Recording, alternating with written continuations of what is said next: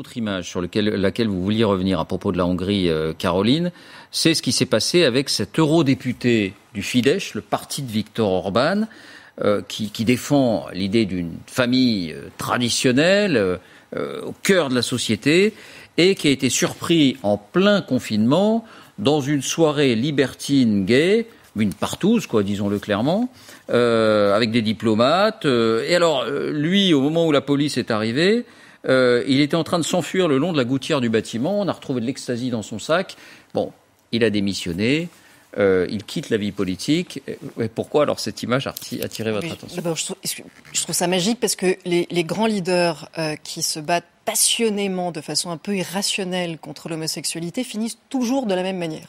Aux États-Unis, les plus grands prédicateurs homophobes finissent toujours, qui font des associations, vous savez, pour convertir les homosexuels à l'hétérosexualité, finissent toujours par s'enfuir avec le coprésident de l'association et par finalement tomber amoureux. Et là, en l'occurrence, un des proches de Viktor Orban, les plus violemment homophobes, celui qui sur Nipad, on nous a raconté, a écrit la Constitution pour bien être sûr que le mariage soit réservé à un homme et une femme, qui interdit aux homosexuels d'adopter des enfants. Il est pris la main dans le sac et peut-être un peu plus, dans une partouze gay, en train de violer en plus la loi du confinement. Et ce que je trouve l'autre effet magique de cette histoire, c'est que je suis passionnée de voir à quel point ceux qui sont les plus violents pour dire aux autres comment ils doivent agir, comment ils doivent penser, comment ils doivent faire l'amour, avec qui ils doivent se marier, ont souvent des vies en réalité très différentes. C'est-à-dire on peut être homosexuel et opposé au mariage homosexuel. Bien sûr, mais faire voter des lois qui discriminent, c'est-à-dire que là, on est en train de parler d'homophobie d'État.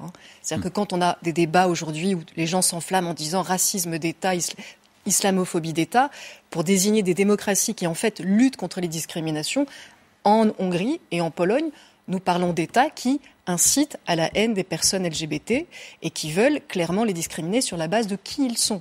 Donc c'est une discrimination d'État. C'est une violence absolue. Des gens ont le droit de participer à la violence et à la haine contre ce qu'ils sont. Tout le monde a le droit. De toute façon, c'est ça la nature humaine, c'est magnifique. Mais là, quand même, on est devant quelqu'un qui représente le parti de l'ordre homophobe, qui est pris, donc, on va le redire, dans une partouze gay en plein confinement. Et ça n'émeut pas plus que ça les sympathisants de ces groupes-là, de ces mouvements d'extrême droite. C'est ça, moi, qui me fascine. C'est-à-dire que ce député, il serait socialiste ou il serait d'un gouvernement modéré, mais il faudrait voir les campagnes qu'on verrait sur Internet, ces élites perverses qui se réunissent entre elles pour se croire au-dessus des lois. Non, lui, il démissionne et au fond, on n'a pas la boue qu'on a d'habitude. La deuxième partie de votre intervention, honnêtement, c'est un brin caricatural. D'abord, puis-je vous dire que M. Orban est élu haut la main. Alors ça peut être désespérant pour vous, mais il est élu. Deuxièmement, qui combat l'extrême droite, parce qu'il n'est pas. Il y a une extrême droite à sa droite, et qui la combat et qui s'est jamais allié avec eux. Non, mais si on veut être un tout petit peu moins caricatural, il faut ça.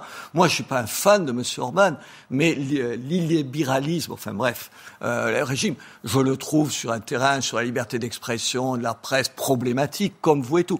Mais j'éviterai d'être complètement caricatural. Et en plus, pardon, on peut être. Moi, j'ai contre toute idée de pénaliser d'une manière ou quelqu'un pour ce qu'il est. Évidemment, tout ce qui est une homophobe me fait sauter en l'air. Et je veux dire, toute ma vie, je l'ai fait.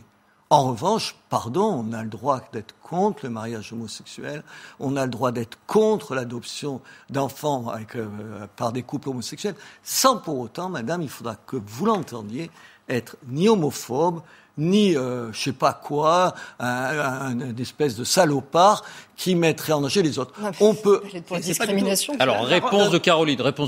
Juste, pardon, Robert Ménard, parce que quand même, j'ai un petit souvenir, c'est pas la première fois qu'on débat ensemble de ces sujets.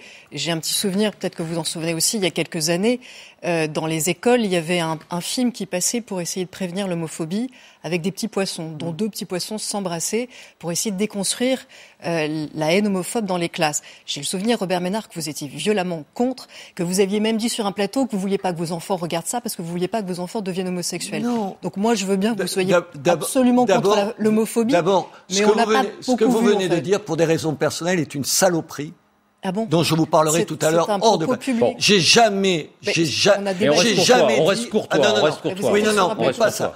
Je n'ai jamais dit que je ne voulais pas que mes enfants deviennent homosexuels. D'abord, vous tombez mal. Alors, madame, vous feriez bien attention. Je vous avais même répondu, monsieur Ménard, qu'il n'allait pas devenir poisson parce que ça ne s'appelait pas comme ça. Non, vous mentez. J'ai dit, madame, oui, on le reprendra parce que vous mentez. Oui, j'ai dit que je ne souhaiterais pas que mes enfants soient homosexuels parce que c'était encore plus dur à vivre dans nos sociétés aujourd'hui. Et j'avais ajouté que s'ils l'étaient, madame, et si vous saviez à qui vous parlez, vous feriez un tout petit peu attention à ce que vous dites, et que s'ils l'étaient homosexuels, je les aimerais encore plus, madame. C'est juste ce que je dis. Mais vous ne vouliez pas que ce film soit diffusé dans les classes, monsieur Ménard. C'était ça notre débat. Non.